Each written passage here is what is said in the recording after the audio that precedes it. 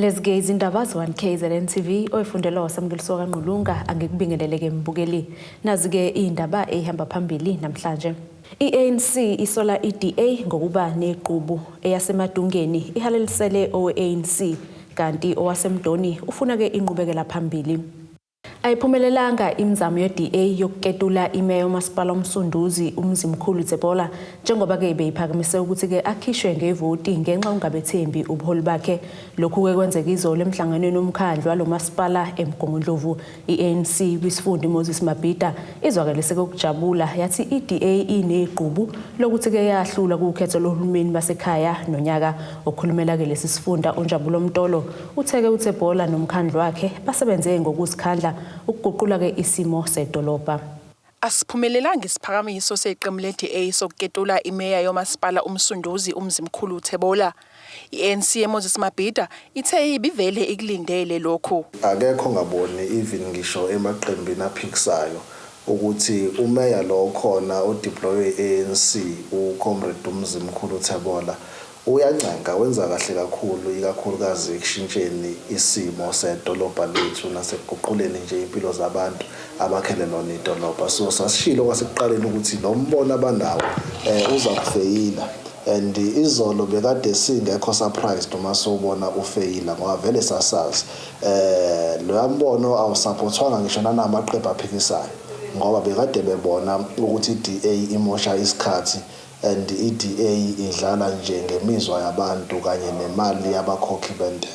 Owe-DA uthe usomlomo womkhandlu umsunduze usuke wavala ukuvota ngokuyimfihlo. Esinye sezizathu sicabanga ukuthi sifake incindezi yamanye amakhansela ukuthi agcine engavotanga ngokuthanda kwawo ukuthi uma usomlomo ekuphikisa ukuthi kuvote ngokuyimfihlo kwi-secret ballot. Lokho-ke kwafaka-ke amakhansela ngaphansi kwencindezi ukuthi avote ngendlela iy'nhlangano zawo ezisho ngayo. Nokunye kusifake incindezi ukuthi ungabikhona kwamakhansela onke IFP abekade ne-party commitment ne-EFF egcine i-decide ukuthi abstain. Kodwa-ke laba basekelile isiphakamiso kusithokozise kakhulu. Kodwa-ke ukuya phambili kusikhombisile ukuthi kufunakala sifake nesicelo sokuthi uma sekufika lolu daba sifake incwadi kusomlomo ukuthi makuvotelwa omeya ngokomthetho ngoba noma bengena omeya bavotela kwi-secret ballot. Kufunakala noma sekufika iziphakamiso zokungabethembi kube into efana naleyo. Ephendula umbuzo umtolo ukuthi lesi siphakamiso siza ngemumva kwenkomfa ye-ANC yokukhetha kubuholi kwaZulu-Natal ingakho i-DA ithole intuba yokuthi ingene. Uthe kungamampunge lokho bona banenqubo yabo ngaphakathi eqenjini le-ANC. I-ANC inhlangano enesithunzi kakhulu uma yenza izinto izenza ngobunono izenze nangendlela enesithunzi namalunga ayo i-ANC ayayazi inqubomgomo yangaphakathi kwi-organization ukuthi kusetshenzwa kanjani. Uma i-ANC ifuna mhlawumbe ukwenza inguquko kubantu esuke bathumile ezikhundleni ezithize ayilidingi usizo lwe-DA. At this point azikho inguquko ezikhona ezizakwenzeka. As a result alukho usizo liqhamuka from i-DA oludingakalayo. So ibikade nje izama ukuba usomathuba uma kukuba umcabango wayo bekade kuyiloyo ngoba kwi-ANC sinendlela yethu esenza ngayo izinto and asidinge umuntu ozakusilekelela uma senza lezo zinto ikakhulukazi kumaqembu lawa asuke ephikisa afana nabo-DA. Uma uhola abantu akulula ukubagculisa ngoba umuntu ugculiseka namhlanje kusasa sekuwusuku olusha. Uma kusasa ungenzanga kahle kade wenze kahle izolo ufana nokuthi awukaze wenze lutho. Ezindabeni ze1KZNTV ngu-I-Anc ngisemgungundlovu. Owayenguhlalo wendlu yobuholi bomdabu kulesi sifundazwe inkosi Phathisizwe Chiliza uthi-ke bawuhlezi beyiseke inhlangano ANC ukuze-ke izoqhubeka nokushintsha impilo yabantu iphinde-ke isebenzisana namakhosi ezindaweni zawo. UChiliza usho lokhu ngesikhathi-ke halelisela unobhala we-ANC uBheki Mtolo njengoba-ke ebekade evaleliswa kumasipala iGreater Kokstad. Inkosi uChiliza ithi njengobuholi bomdabu kubalekile kubona ukuthi baweseke ukhongolose ngoba namakhosi asakhothama akhona akholela kuwona umbutho. Wathi lokhu bakwenza ngoba bafuna kubona ubumbano nasemphakathini ngakho bayabuthemba ubuholi be-ANC obusanda kukhethwa kulesi sifundazwe. Lo mbutho wasungulwa uPrince kaIsaka Seme uzalwa lapha eNdlunkulu. Isilo uDinizulu wayingxenye yalombutho. Isho ke leyo nto ukuthi kubalekile ukuthi ngaso sonke isikhathi noma ngabe yini esiyenzayo, we must make sure that we keep that organization united ukuze ikwazi ukwenza imisebenzi efana nale. Isikhathi iqhubeka umcimbi okuvalelisa umtolo kube sedonsa ngendlebe amalungu akhongolose ngaphansi kwesifunda iHerigwala ngokuthi angahlukani phakathi njengoba sekuhamba umtolo esiyosebenzela iANC ngokugcwele. Nigcine nibanga ikhundla noma nisetshenziswe ngeindaba zemali ngoba namhlanje instead ukuthi kubuka umbutho ukuthi umbutho udefendwa kanjani kwenziwa kanjani uqinisekisa ukuthi lo msebenzi omkhulu kangaka nowalwela okunabantu abafela lo msebenzi bese kugijinyiswa imali izwe ligcine libese lifa. Uqhuba ngokuthi lo buholi bunenselelo ukuxazulula udaba lomhlaba nokunye ngoba bakholelwa ukuthi ikona kwaba nesandla ekutheni iANC ilahlekelwe umasipala kulesi sifundazwe. Uma kufanele kukhulunywe indaba zomhlaba ufika abantu bedla amazambane nje ngabezwa ukuthi bathini. Uma kufanele kukhulunywe indaba zomnotho ukuthi ubuyiselwe kubantu ufika abantu bemumathi izambane elishisayo nje ungezwe ukuthi bathini. Bese ubona ukuthi sekuyisikhathi sokuthi kutholakala amadoda anjengani dlangamandla azokwazi ukuyokhuluma iqiniso akwazi ukuthi kufanele siye kuphi because isimo esibhekene naso njengamanje siluze omasipala abaningi kwiprovince yaKwaZulu Natal ngenxa yalezi izathu engishoyo. Kotebo Sibisi ngise-Kokstad.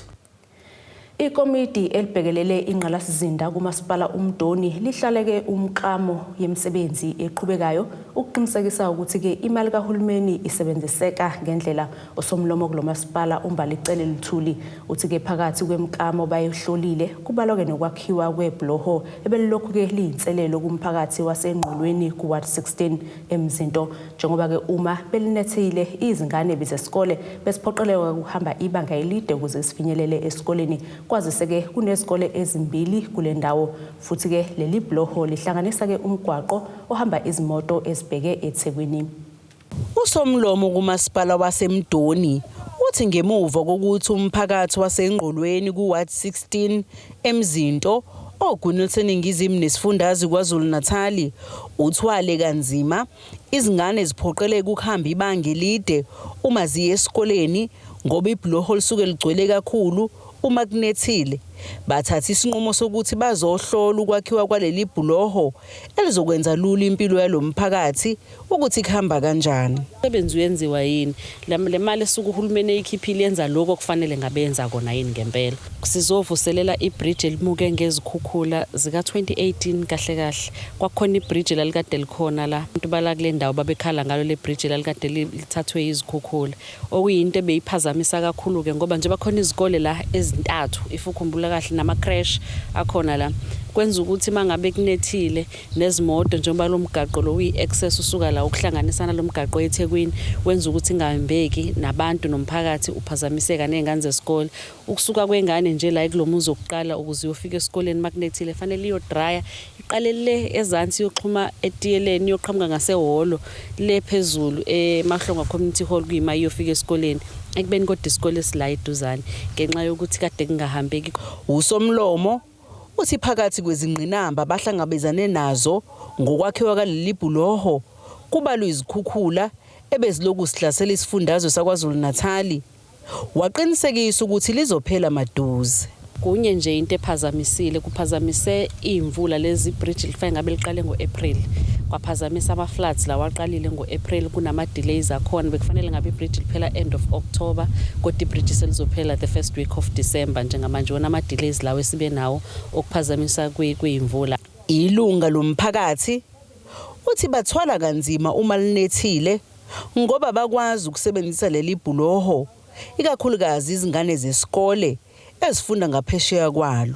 Ibridge besihamba kulona kodwa ngokuhamba kwesikhathi kwase kuba khona inkinga ke imvula ke la siyaphela ibridge nezingane futhi ihamba khona bengasakwazi ukuthi ngihambe la fanele ngiqale ngishone phezulu noma kuthiwa imali ugibela nginayo kanti bekuseduze manje ngihanqamulela la ebridgeini so sihlumeze kakhulu nje somphakathi kuba ningane zesikole bekuyirisk mekunethi imvula ihamba lana.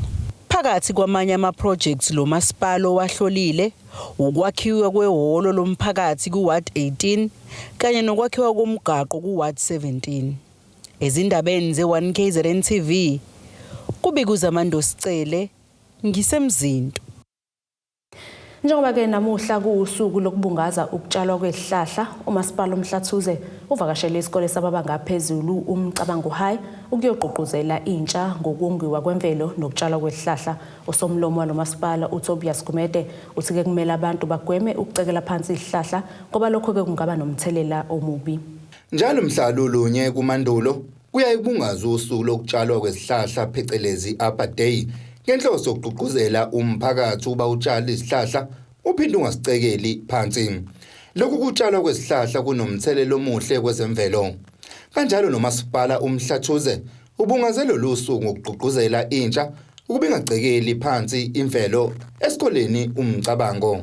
Well ke enye izinto lezo kufanele sicela ukuthi siyasikhuza ngoba izihlahla ibalulekile. Wani nje uma ubona kulomhlabathi ngoba sozakhe izihlahla futhi izihlahla zisivikelo ngoba nje egcekeni nje angekwazi uphahla noma uruhamba noma kanjani zikhona. Number 2 izihlahla zisiza kumthunzi wakhoza kuzo. So ke kubalulekile ukuthi izihlahla itshalwe ekoleni even emphakathini nje nasemakhaya mase bakhona izihlahla. Ngoba kufanele ukukhuze ukuthi izihlahla eqeqelwe phansi uba zadinga zimvelo. Lo masipala buhambisana nezixaka eziningi ezahlukene ukuzobungaza lolu suku. Lolu hambo lwawo lushayelwe ihlombe na uthisha nhloko walesi isikole. Lokho kuzoba nomthelela omkhulu esikoleni whereby izingane zizokwazi ukubaluleka kokongiwa kwemvelo.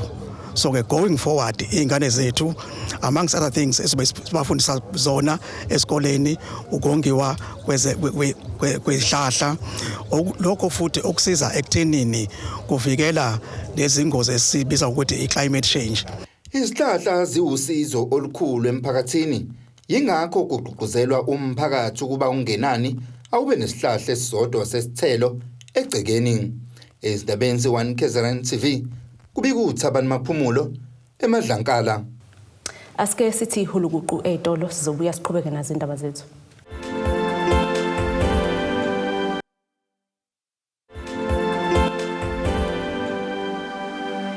Asikwamukele ke mbukeli usabukele zona indaba zo-1KZNTV nazi-ke ehamba phambili osukwini namhlanje. I-ANC Isola EDA ngokuba neqhubu eyasemadungeni ihalelisele owe-ANC kanti Owasemdoni ufuna ke ingqubekela phambili. Izisulu zezikhukhula endaweni yasezwelisha eVerulam eThekwini KwaZulu-Natal esigobe amadlangala ehholo lalendawo sezizwakalise ungenami ngesenzo sekhansela la kule ndawo kanye nesigungu sakhe sokubanqumela ugwayikatiki ukuba baphume baphele kuleli hholo. Bathi ke lokhu kwenzeka yize ke bengakabi nazo izindawo abangakuzo kwaziseke lapho babakhe khona sekuhamba amanzi. uHappy Duma uthi ke bathuke koma nasozwaneni ngesikhathi ke benikezwa izinto zokwakha batshelwa ke ukuthi ke mabasibhekele indawo abangakha kuzo. uDuma ke usho kanje ngesikhathi ke iziko lezindaba lihambele kule ndawo. Bakhala ngokuqalazeka abantu abakhahlanyezwa zikhukhula zanyakenye ezwelisha njengoba besola abaholi babo ngokubahlinzela ezibini ngokubakhipha ehholo abasaqhube kulo yize isimo sabo singekho sihle. Siqilazekile ngalendlela ukuthi ikhansela nabantu bakhe bathi asizihambele siyozifunela indawo zokwakha. Samukelwa izindlu zethu emfuleni mazimuka la sasakhe khona kuhamba amanzi kodwa siyamangala mebekwazi ukuthi bathi asithathe imaterial sihambe siyozibonela ukuthi sizokwakhapi ngematerial. Asikwazi ukuthi into ehlula bona bemakhansela enene bewumasipala bahluleke ukulentunja ukufuna indawo. Ibalelwa ngaphezulu kwamashumi 4 imndeni yaphoqeleka ukuquba kuleli hholo ngemuva kokudilikelwa imizi ngenxa yazo ikhukhula okumanje lapho babakhe khona sekwaphenduka umfula. Bathi ke nabo njengabanye abasemaholo bathole kanzima kwazise kabasakutholi ukudla kanti phambilini bekuthathwa amavolontiya. Bathi ke lesimo abahlezi ngaphansi kwaso sesicishe sakhipha nesidumbu nokwenza baphelelwe yithemba lokusizakala. Sithi masibeke lo daba lokuthi thina besirenta kuthiwa masiphinde soqhubeleka nerent. Makuthi imali awunayo yerent uhambe uyofuna indoda. Masibuza ukuthi madoda athathwa apha ukhokha irent bathi masiwazame ngoba nabo abahlala ngawolo bayaqhubeka nempilo bayarenta. So nale material sinikiweyo kuthiwa iyona chance siyicholeyo thina le ukuthi sichole material siyoqhubeleka nokwakha ngoba behleli vele singenawo umuzi besirenta. Awukwazi ukuthi urenta wena uphinde bekhona umastande wakho la kuphinde kube khona nawe. Nathi thina abantu abarenta sicenezelekile. Sike sathatha izinqumo saziyela kwalantikeni kwa housing. Ubhuti esifume esifike kuye kwa housing usixelela ba ehholo abantu abangenandawo totally mabahlala until baze bafumane indawo zokuhlala. Ngoku sisekwelo thenjana kodwa asazi ke uba ithini into ngoba phezulu sibone kufike ni material ngoku sisovalweni lokuthi mhlambe njengoba kufike le material bazothi thathani le material niphinde nizibonele njengenjalo abaveli benzi ngayo. Ngoku nje sisethembeni kodwa hayi ncam asinathemba ncam. Kuzokhumbuleka ukuthi ikhukhula zashiya inqwaba iseledengwane. Uhulumeni kanye nezinhlangano ezimele bazama ukulekelela. Osukwini lwayizolo umcwaningi mabhuku wakuleli wethule umbiko ngokusetshenziswa kwezimali zezikhukhula nalapho ke eveze ukuthi kakuhambanga kahle ngazo. Ikhansela la kule ndawo lithi ke ngamampunge ukuthi baxosha laba. We were receiving complaints ukuthi abantu they want their privacy while si identify indawo la khona sizobeka khona abantu abasemahall ese hilltop. Sihambise kuma line department ukuthi sicheck ukuthi bazokwazi ukusipha amanzi besipha ugesi besiphe nazo zonke izinto engenza ukuthi umuntu ekwazi ukuhlala because we cannot take people to babeke ehlathini singesikwazi ukubanikeza ama service. The second thing umasipala usintroducele into ye material ukuthi uma kukhona abadilikele kwasala indawo zabo asibanikeze ini imaterial. I came with the officials la bafowethu sizongena kwesibili kwesithathu manje yokuthi siqale siphungule abantu emaholo. Uma unendawo abantu aba willingly ukuthatha imaterial ngiyacela ukuthi be indicate. KZNTV Ngokuba Mvubu eThekwini. Bangenele emgwaqweni abafundi bekolishi lokuthuthukisa amakhono uMgungundlovu TVET ePlaces Layer eMgungundlovu bekhala ngokungafakelwa imali yesikhwama esixhasa abafundi. Laba ke bashise amathayi kwaphazamiseka ukufunda kuleli kolishi. Labafundi batheke basuka ezidaweni ezikude bethembele kumali yoxhaso lukahulumeni ukuthi ke bazofakelwa bethenga ukudla baphinde bakhokhele nezindlu zemqasho. Bathi ke okubaphatha kabi kakhulu ukuthi abaphathi bekolishi balichithile uhlu lwezikhalazo zabo abaluthumele kubona. Kanti ke nobuholi babafundi beEFF butheke buzola kuze kubeke bathola ubulungiswa. Abafundi bekolishi TVET eMgungundlovu bathe banenkinga yokuthi abaphathi bekolishi babashaya indiva ingakho bengenele isiteleka. Sinenkinga yokuthi sa-applyela safika la sicalisa ama-forms accommodation. Mase sithola imali sithola i-transport. Okay. Nakhona lokho sakuvuma bathi umfundi omusha la esikoleni uqala ngani? Uqala nge-transport. Okay, sakulalela lokho sakuvuma. Mase sikulalelile. Okay. Namhlanje uAugust. Bayifaka imali yethu. Bafaka u1.5. Masibabuza ukuthi u1.5 for 1, bathi uhalf kwezinyanga. Siyabuza ukuthi kuyenzeka yini? Imali inqanyulwe phakathi kuthiwa uhalf abasichazeli. Mase sibhalile imemorandum bayayi-reject. Abayamukeli imemorandum yethu bayayi-reject. Omunye umfundi uthe kubaphatha kabi ukuthi bangayitholi imali yabo ngendlela. Into esiqalile Monday sihambile sakhuluma no-secretary wala esikoleni. Okay, basibhalela ke sabhalisha draft memorandum bayihambisa kothisha. Izolo ekseni masifika la kwi-strike yazama imemorandum ukuthi ikhulunywe but ngawusabona ukuthi into abazama usichazela yona kwanabo abayazi ukuthi bafuna ukuthini. Into enzakalile siqhubekile ke-strike kuze kube manje nje namhlanje so receive ukuthi memorandum yes ba i-declineile. Into esiphatha kabi kakhulu. Siphume emakhaya kude sola i-transport instead of accommodation. And kuyenzeka ukuthi imali singayitholi for 4 months emqashweni bafuna imali abantu ehlala nabo. Like ngoba size la esikoleni siyazi ukuthi emakhaya as-afford, ngoba size la esikoleni siyazi ukuthi uNSFAS uzosinikeza. Sasingesiwe emakhaya sofunda sazi kahle ukuthi uNSFAS ngeke uzosinikeza. Sasokwenza ezinye izinto kubhlungu khona abantwana abafika la since from January till now imali abakaze beze beyithole. So njengoba sila sizofuna ukuthi sazi ukuthi kwenzakalani. Ngoba ngiyacabanga ukuthi akufundeki kwazi kahle usendlini kumanje nje sina ukudla sinakho endlini. Ubuholi babafundi be-EFF KwaZulu-Natal buthi angeke bubayekelele abafundi bahlupheke. U-campus manager yena uthini as umzali if kukhona ama-students axakekile because naye unazo iy'ngane, so lokho kusitshengisa ukuthi akanabo ubuntu yena himself. So if uyahluleka ukuhold i-position abekele kuyona, why bengashintshwa labantu? Because kuma-institutions siyahlangabezana nama-situations akanje, bakhona babaphathi but they are doing nothing and ekugcineni labafundi bayakhokhelwa through NSFAS. So we can't allow this situation ukuthi iqhubeke. Here eMgungundlo we are going to fight this issue up until beyithathe serious. Laba bathe ukuteleka iyona ndlela abazwakala ngayo kuleli. Ezindabeni ze-1KZNTV ngu-I-Anc ngisemgungundlovu. Uhlalo wenhlangano engezinzuzo i-Walkaway Foundation nofundo msweli usenxuse abantu besifazane ukuba bangahlali-ke ebudlelwaneni obunodlame. Unongalo-ke uthi noma ngabe ushadile akukuvimbi ukuthi-ke uphume kulobo budlelwano. Ubekhuluma kanje kuqhubeka umcimbi wokucija abantu besifazane ngamakhono ehlukene kwezolimo bephinde-ke bexwayiswe ngodlame olubhekiswe kwabesifazane kanye nezingane obubanjelwe-ke enhlababa ehholo lomphakathi eGingindlovu. Laba ke ngomama baphuma ezindaweni ezahlukahlukene ezakhela inhlababo eGingindlovu. Iningi labo ke liziphilisa ngokulima, ingakho futhi inhlangano engenza inzuzo i-Walkaway Foundation ihlangene nalabo mama ukubacija ngamakhono ehlukene baphinda baxwayiswa ngodlame olubhekiswe kwabesifazane kanye nezingane. Imicimbi nje siyayisiwenze iminyaka yonke kodwa ke sike saphazamiseka ngenxa ye-COVID nani lokudlulile. Kodwa kulonyaka sithe asiphinde futhi sibahlanganise sizama ukubalekelela ekuthenini kube khona imisebenzi abayenzayo yezandla. Sizama ukulwa ne-poverty nokuqhuquzela ama-women headed families la okuthola ukuthi khona kunababa kunomama nje kuphela obhekela izingane zakhe.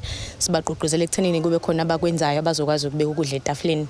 Omama kade beyingxenye yalomcimbi bathi bafunde likhulu.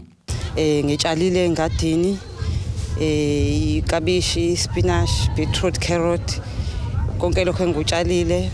Sengifundile la ngaphakathi ukuthi ma sitshala fanele sitshale sinakekele ukudla kwethu ukuze kukhule ngendlela efanele, noma ngabe kufika mhlawumbe abazokuthenga sibadayisela ukudla okuphilile nawe okubonayo ukuthi uyakuthanda. Sebesilulekile ukuthi sifuna amamaketsi sikwazi ukudayisa ngohlobo olumangaseyayo, siyatshala sidle sikhathale sazi ukuthi sodayisa kephi, so nje sizakele kakhulu. Umsweli unxusa besifazane abasebudlelwaneni obuyingozi kuba ke baphume. Asingahlali la sihlungumezeke khona abantu besifazane. Uma ubona ukuthi uyahlukumezeka shiya phansi, especially ngoba sihlungezwa abantu besilisa. So mina ngi-encourage ukuthi umuntu uma ngekho happy ngisho bekuthiwa ushadile kodwa uma ukuthi usuzamile ngayo yonke indlela kwafika la okhathala khona reporter bese uyaphuma uhambe ekhaya. Ayikho into wrong ngokubuyela ekhaya noma uthi ushadile uma uhlukumezekile nje. Ezindabeni ze-1KZNTV ngingusiyabongwa kaDuma eGingindlovu. Asiphinde sithishelele ey'tolo sizobuya futhi siqhubeke nazo indaba zethu.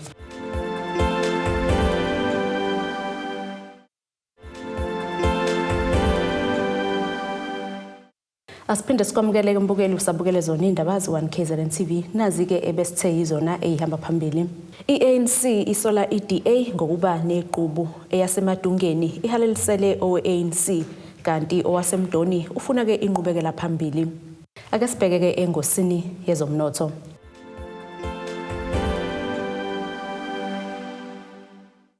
Irandi lakuleli lu-17.16 maqhathaniswa nedola laseMelika libo 19.89 maqhathaniswa nopondo waseBrithani libo 17.21 maqhathaniswa ne-euro yase-Europe igolide lona libo $1,702.68 ounce kuthi olungahluzwe wona ubo $95.64 umphongolo. Ake sibheke-ke engosini yezemidlalo.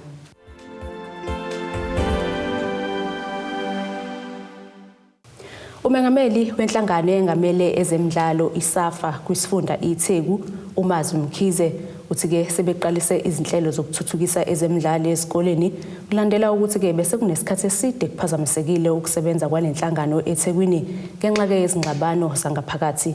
Umkhize kusho lokhu kwingxoxo ekhethekile nethimba kulandela kokuqoka kwabo emva kweminyaka 8 bungekho ubuholi balenhlangano obekugcina-ke kuphazamisa ukuthuthukiswa kwezemidlalo ezikoleni nasemphakathini. Emva kweminyaka 8 lenhlangano engenabo ubuholi kwisifunda iTheku, ekugcineni izikole ezingaphansi kwalesifunda sezokwazi ukuthuthwa kwezemidlalo njengoba lobuholi obusha obakhethwa ngoDisemba wangonyaka odlule sebeqalisa izinhlelo zokuthuthukisa ezemidlalo emphakathini nasesikoleni. Sinemidlalo yakwa Engine loka petrol. That is under 18 both boys and girls. Sibe nemidlalo yaka Hollywood Bets edlala under 15. Sibe nemidlalo yaka Golden Delight opening. For the first time ngeke ngazama ukuthinta abanye opresident abako Limpopo, abako Western Cape, Northern Cape, Eastern Cape, Gauteng. Ithina la eThekwini esisabe nemidlalo ecishe idlala njenge FA Cup yase England. La singeza ukuthatha isigaba ngoba imidlalo mayidlala idlala ngegaba ethile ukuthi hayi igenge ka 3rd division, hayi igenge ye Premier League yethu. Umkhize uthi bafuna abantwana baqeqesheke ukuze bakhule begcine sebekwazi ukuziphilisa ngezemidlalo. Iphele lento leyo ukuthi kudlala ama tournament. Alungile abekhona kodwa kufanele sibe nama leagues. Sibe nama leagues. Kwaziwe nje ukuthi fixture iyaphuma ngoJanuary. Hayi futhi yenziwe ngoDisemba noma ngoNovember before kuvaliwe ikole. Ifixture ngonyaka ozayo ukuthi kusukela kuJanuary kuya kuDisemba na ama fixture isikole ihlale le fixture njengalo ibonayo yePSL. Isikole sidlale week in week out lingapheli isonto isikole singadlalini. Ngoba ezikoleni kufanele kuphele lo mqondo to win at all cost. Kusenjalo ubesenxusa abazali ukuthi babaseke abantwana babo abathanda ezemidlalo. Abazali ke masiyabacela ukuthi izingane mayidlala ababe khona. Siyabacela njengoba kwenzeka kulezi ezinye izizwe. Mawuthi uyafika izingane ezidlalayo mhlawumbe kuthiwa kuyodlala imeshi yebhola kudlala ama-team awu-2 mhlawumbe 2020. Ayikho ingane engenayo umzali ongenani mayisebenza ugogo will be there. Thatha umzali uzwa ngoba sekufika amaqembu eprofessional ezonto. Hawu lo mfana edlala uthi sezofuna usuthu la akazi umzali ukuthi unomfana oshisayo ngoba akiwe emagroundini. Ngokuba Sibisi eThekwini. Nasike isimo sezulu esingalindeleka.